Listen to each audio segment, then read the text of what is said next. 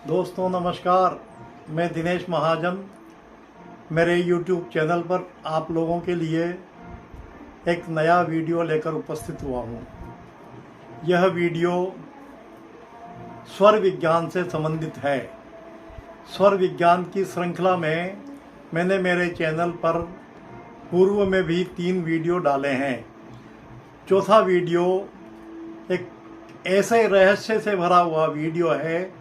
दोस्तों, आप अगर इसको पूरे ध्यान से सुनेंगे, पूरे ध्यान से देखेंगे और क्रियान्विति के रूप में इसको प्रयोग करेंगे तो निश्चित मानिए दोस्तों, जो शीर्षक मैं दे रहा हूँ इस वीडियो को, वह शीर्षक आप पूरी तरह अपने जीवन में प्राप्त कर सकते हैं। मैंने इस वीडियो को शीर्षक दिया है श्वास के माध्यम से या स्वर विज्ञान के माध्यम से अपनी आयु को कैसे बढ़ाया जा सकता है। आयु वृद्धि श्वास के माध्यम से या स्वर विज्ञान के माध्यम से। दोस्तों, लेकिन वीडियो प्रारंभ करने के पहले मैं आपसे निवेदन कर दूं कि अगर आपने मेरा चैनल अभी तक सब्सक्राइब नहीं किया है तो मेरे चैनल को सब्सक्राइब कर लीजिए और आपको अगर वीडियो अच्छा लगे तो इसको लाइक कीजिए और शेयर अवश्य कीजिए। दोस्तों, चलिए वीडियो प्रारंभ करते हैं। वीडियो का शीर्षक है स्वर विज्ञान के माध्यम से आयु वृद्धि। तो दोस्तों, मैं आपको कोई बात मेरी तरफ से नहीं बता रहा हूँ। सारी जानकारी शास्त्रोक्त है।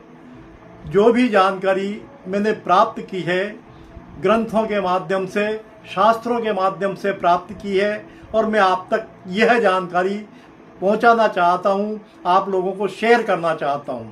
तो दोस्तों, मैं आपको बता दूं कि स्वस्थ मनुष्य सामान्य रूप से 1 मिनट में 16 श्वास लेता है। अब यह श्वास चाहे हमारी दाईं नासिका के छिद्र से आती हो या बाईं नासिका के छिद्र से आती जाती हो, लेकिन हम 1 मिनट में 16 श्वास लगभग लेते और निकालते हैं। यानी हम 1 घंटे में लगभग 960 से और 1000 श्वास तक लेते और निकालते हैं। मैं आपको बता रहा हूँ बीच बीच में कि हम स्वर विज्ञान में 3 नाड़ियाँ हमारी चलती हैं। हमारे पूरे शरीर में 72,000 नाड़ियाँ हैं। हजारों किलोमीटर लंबी जा सकती हैं, इतनी लंबी नाड़ियाँ हैं। लेकिन प्रमुख रूप से 3 नाड़ियाँ हमारे शरीर में काम करती हैं, पिंगला, इड़ा और सुषुम्ना। तो दोस्तों, इसकी जानकारी मैंने पिछले वीडियोज में दी है, लेकिन आज मैं केवल आपको स्वर विज्ञान के माध्यम से आयु वृद्धि कैसे की जा सकती है, यह बिल्कुल शर्तिया बात है, की जा सकती है। हमारे पुराने ऋषि मनीषी 100 वर्ष से ऊपर 200 साल 300 साल तक जीवन अपना जीते थे। अपना प्राणायाम के समय, साधना के समय किस तरह जीवन को चलाते थे, किस तरह आयु की वृद्धि करते थे, यह जानकारी इस वीडियो में आपको मैं देने जा रहा हूँ। तो दोस्तों, मैं आपको बता दूँ, श्वासों की गणना जो मैंने शास्त्रोक्त विधि से ग्रहण की है, 1 मिनट में एक व्यक्ति, स्वस्थ व्यक्ति लगभग 16 श्वासें लेता और निकालता है। इसी प्रकार 1 घंटे में एक व्यक्ति लगभग 960 से और 1000 श्वास लेता और निकालता है। यानी कि व्यक्ति 24 घंटे में 22,999 बार श्वास अंदर ग्रहण करता है और बाहर निकालता है। लेकिन यह श्वास की आने जाने की जो विधि है या जो श्वास का आवागमन है, वह दाईं नासिका छिद्र से भी होता है और बाईं नासिका छिद्र से भी होता है और साथ में दोनों नासिका छिद्रों से भी होता है। तो दोनों से होने को हम सुषुम्ना नाड़ी चलना कहते हैं। और ईड़ा नाड़ी और पिंगला नाड़ी, दोनों नाड़ियाँ अलग अलग समय चलती हैं। तो दोस्तों, इस तरह हम 1 वर्ष में लगभग 84 लाख बार 84 लाख श्वासें ग्रहण करते हैं और निकालते हैं। मनुष्य को अकाल मृत्यु अगर किसी की नहीं हो, मनुष्य पूरे जीवन स्वस्थ रहे, तो व्यक्ति 84 करोड़ सांसें जब तक पूरी नहीं कर लेगा तब तक वह इस दुनिया को नहीं छोड़ सकता। यानी कि ईश्वर ने हमें गिनती की सांसें दी है। और एक कहावत है, मनुष्य का जहाँ जितना अन्न जल और आपदा ना होता है उतने ही दिन मनुष्य वहीं रहता है। तो दोस्तों, अन्न जल ग्रहण करना, यानी कि अगर हम अन्न का सेवन भी संयमित रूप से करेंगे, श्वासें भी संयमित रूप से लेंगे, तो आप निश्चित मानिए दोस्तों, आप अपनी आयु को स्वस्थ रहते हुए आगे बढ़ा सकते हैं। आपको ईश्वर ने 100 वर्ष की आयु दी है। 100 वर्ष में आपको ईश्वर ने 84 करोड़ श्वासें दी हैं।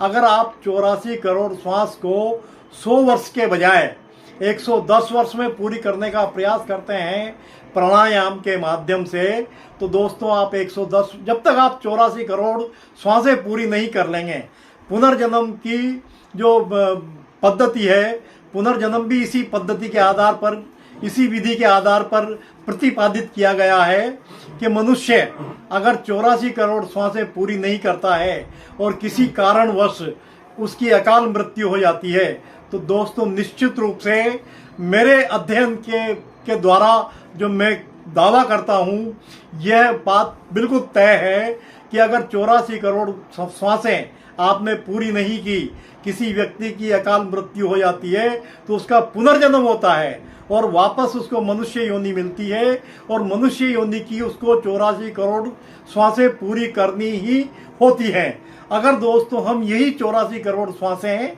100 वर्ष के बजाय 120 वर्ष में ले जाना चाहें, 150 वर्ष में ले जाना चाहें, तो ये संभव है। आपको कई ऋषि मनीषी अनुलोम विलोम प्राणायाम बताते हैं। अनुलोम विलोम प्राणायाम अवश्य ही करना चाहिए। अनुलोम विलोम प्राणायाम करने वाले व्यक्ति की तीनों नाड़ियां निरंतर चलती हैं। जब आप एक बार बाईं नाक से सांस लेंगे या बाईं नासिका छिद्र से सांस लेंगे और दाईं नासिका छिद्र से श्वास निकालेंगे, फिर पुनः आप बाहर रेचक कीजिए, श्वास लेकर के बाहर निकाल के आंतरिक कुंभक कीजिए और बाह्य कुंभक कीजिए। जब आप सांस ले लें बाईं नासिका छिद्र से, तो जितनी आपकी क्षमता है, जो आज के व्यक्ति स्वास्थ्य के हिसाब से अनुलोम विलोम बताते हैं, आपको उससे थोड़ा सा अलग हटके अनुलोम विलोम प्राणायाम करना चाहिए, ताकि आप अपनी श्वासों को संयमित नियंत्रित कर सकें। आपको जैसे ही आप बाईं नासिका छिद्र से श्वास लेते हैं, आप देख लीजिए, फिर आंतरिक कुंभक कीजिए, यानी कि श्वास को थोड़ी देर अंदर रोकिए और फिर दाईं नासिका छिद्र से श्वास को बाहर निकाल दीजिए। फिर बाह्य कुंभक कीजिए, फिर उसके बाद दाईं नासिका छिद्र से सांस ग्रहण कीजिए और फिर आंतरिक कुंभक कीजिए, फिर बाईं नासिका छिद्र से आप श्वास को बाहर निकाल दीजिए। आप इस तरह आप 10 मिनट भी अगर प्रतिदिन करेंगे, तो आपकी 10 मिनट में जो 160 श्वासें आनी होती हैं, आप चाहें तो उसको 60 श्वास में आप नियंत्रित करके संयमित रूप से उसको 60 श्वास तक ला सकते हैं। यानी कि आप एक दिन में 10 मिनट का अनुलोम विलोम प्राणायाम करके 100 श्वासों की बचत कर सकते हैं। आप ये वही बचत वाली सिस्टम है। आप बचत कीजिए, 100 श्वास प्रतिदिन आप बचाएंगे, तो आपको एक महीने में, यानी कि एक वर्ष में 36,000 श्वासें आप बचा सकते हैं। तो आप 100 वर्ष में कितनी श्वासें बचा लेंगे, उतनी ही आपकी आयु वृद्धि हो जाएगी। अब आपको के मन में एक जिज्ञासा होती है कि ऋषि मनीषी जब ध्यान पर बैठते थे तो क्या सेवन करते थे। जब आप हमारे ब्रह्म रंध्र से, हमारे मस्तिष्क से एक अमृत टपकता है हमेशा 24 घंटे पूरी उम्र। आपको आश्चर्य होगा दोस्तों, अगर व्यक्ति खेचरी मुद्रा होती है, एक खेचरी मुद्रा सिद्ध कर ली जाए, तो व्यक्ति उस अमृत का पान करके बरसों जीवित रह सकता है, बिना भोजन और बिना जल के। आप देख लीजिए खेत चिन्ह मुद्रा कैसे करते हैं। आप जीभ को निकालने का बाहर अभ्यास कीजिए। ये बाहर जीभ निकालिए और नासिका छिद्र को, नासिका के इस हिस्से को छूने का प्रयास कीजिए। ऐसे धीरे धीरे आप अभ्यास करेंगे तो आपकी जीभ यहाँ तक चली जाएगी और हो सकता है यहाँ तक आ जाए। इसके बाद व्यक्ति क्या करते हैं, अपनी जीभ को, जो ऋषि मनीषी होते हैं वो अपनी जीभ को अंदर, बाहर के बजाय फिर अंदर ले जाते हैं। तो जहाँ से अमृत टपकता है ब्रह्म रंध्र से, वह अमृत हमारी जीभ की इस नोक पर आएगा और वह अमृत हमारे शरीर की, भोजन की, जल की, सबकी व्यवस्था करता है, सारी पूर्ति कर देता है। तो इस तरह हमारे पुराने ऋषि भोजन के बिना, अन्न के बिना, जल के बिना भी सैकड़ों वर्ष तक जीवित रह सकते थे और अपनी आयु बढ़ा लेते थे। आप अनुलोम विलोम प्राणायाम करके, अपनी सांसों को संयमित करके, स्वर विज्ञान के माध्यम से आप अपनी उम्र को निश्चित रूप से बढ़ा सकते हैं। और आपका सूर्य स्वर और चंद्र स्वर और सुषुम्ना नाड़ी अगर निरंतर चलेंगे ये, तो आपको किसी भी प्रकार की बीमारी होने की संभावना भी बिल्कुल नगण्य रहेगी, ना के बराबर रहेगी। क्योंकि दोस्तों, जो 5 तत्व हमारे शरीर में होते हैं, जो हमारा शरीर 5 तत्वों से बना हुआ होता है, तीनों नाड़ियां 5 तत्वों को कंट्रोल करती हैं। 5 तत्व तीनों नाड़ियों से जुड़े हुए हैं। 5 तत्व हर बार एक एक नाड़ी के साथ साथ 5-5 तत्व चलते हैं। तो नाड़ी के वश में हैं 5 तत्व। सूर्य स्वर के वश में भी हैं, चंद्र स्वर के वश में भी हैं और सुषुम्ना स्वर के वश में भी हैं। तो दोस्तों, जब आपका निरंतर चंद्र स्वर, सूर्य स्वर और सुषुम्ना नाड़ी चलती रहेगी अभ्यास के माध्यम से, वैसे नहीं चलेगी, अभ्यास के माध्यम से, तो आपके जो 5 तत्वों से जो आपका शरीर बना हुआ है, वो निरंतर आपके शरीर में स्वर के माध्यम से, स्वर विज्ञान के माध्यम से 5 तत्व पूरी तरह सक्रिय रहेंगे। उनका बैलेंस नहीं बिगड़ेगा। अगर हमारे शरीर के तत्वों का बैलेंस नहीं बिगड़ेगा तो निश्चित मानिए दोस्तों, आपको शरीर में किसी भी प्रकार की बीमारी होने की संभावना नहीं रहेगी। आप देख लीजिए करके। मैं आपको एक छोटा सा उदाहरण दे देता हूं। अगर आपके पित्त दोष है, आपके पित्त प्रकृति है, तो आप चंद्र स्वर ज़्यादा चलाइए, यानी कि बाईं नासिका छिद्र से अधिक सांस लीजिए।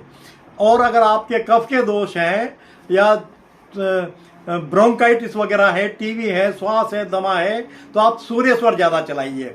तो आपको निश्चित रूप से आपकी इन बीमारियों पर कंट्रोल करने का बहुत बढ़िया तरीका मिलेगा। बहुत बढ़िया उपाय मैंने आपको बताया है। आप इस तरह इस उपाय को करके, इस अभ्यास को करके, स्वर विज्ञान के माध्यम से, स्वर विज्ञान में इतने रहस्य हैं कि आप और हम, कोई भी व्यक्ति पूरे रहस्य, पूरे जीवन किसी भी सूरत में नहीं समझ सकता। यह विज्ञान सर्वप्रथम शंकर भगवान ने माता पार्वती को बताया था, लोक कल्याणार्थ। यह बात मैंने मेरे पहले वीडियो में भी आपको बताई है। तो दोस्तों, आप स्वास्थ्य से परिपूर्ण जीवन जीते हुए अपनी आयु को लंबी कीजिए और स्वर का प्रयोग कीजिए। स्वर विज्ञान की जानकारी, अगर आपको कोई अन्य जानकारी लेनी हो तो मेरे वीडियो में कमेंट्स बॉक्स में आके मुझसे आप कभी भी जानकारी ले सकते हैं। मैं आपको हर जानकारी का, आपके हर प्रश्न का तुरंत जवाब दूंगा। तो दोस्तों, अगर आपको वीडियो अच्छा लगा हो तो शेयर कीजिए और लाइक कीजिए। दोस्तों, नमस्कार।